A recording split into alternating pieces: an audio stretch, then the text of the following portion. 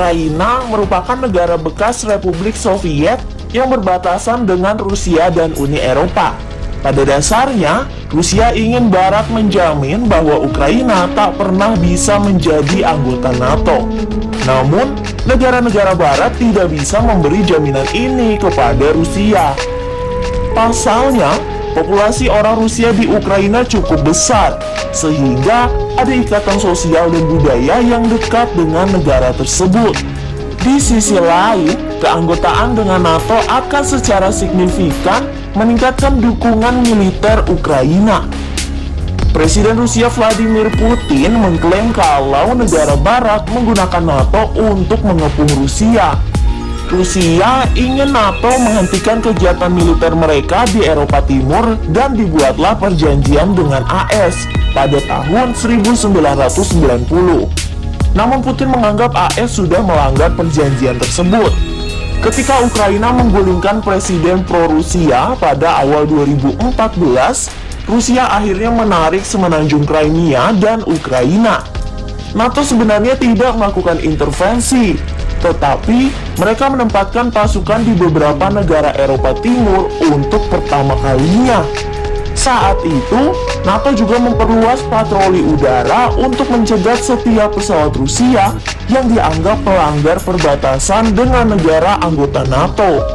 Sehingga, Rusia ingin pasukan-pasukan NATO untuk keluar dari kawasan Eropa Timur.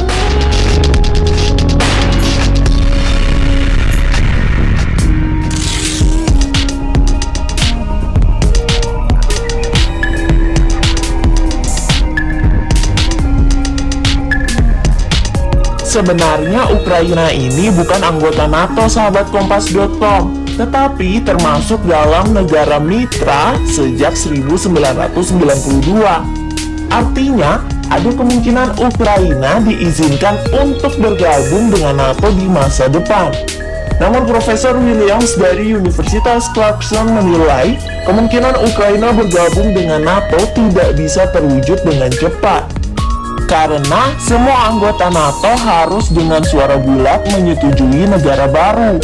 Persetujuan ini meliputi beberapa faktor seperti demokrasi dan sengketa teritorial eksternal yang belum terselesaikan. Sehingga, keberadaan pasukan Rusia di perbatasan Ukraina tentu menimbulkan masalah. Selain itu, negara yang ingin menjadi anggota harus mengikuti rencana aksi keanggotaan, yakni negara harus merinci kebijakan keamanan dan politik mereka.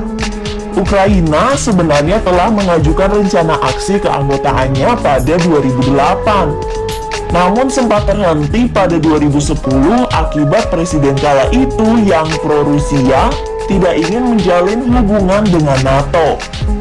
Baru-baru ini, Ukraina menghidupkan kembali rencananya untuk bergabung dengan NATO.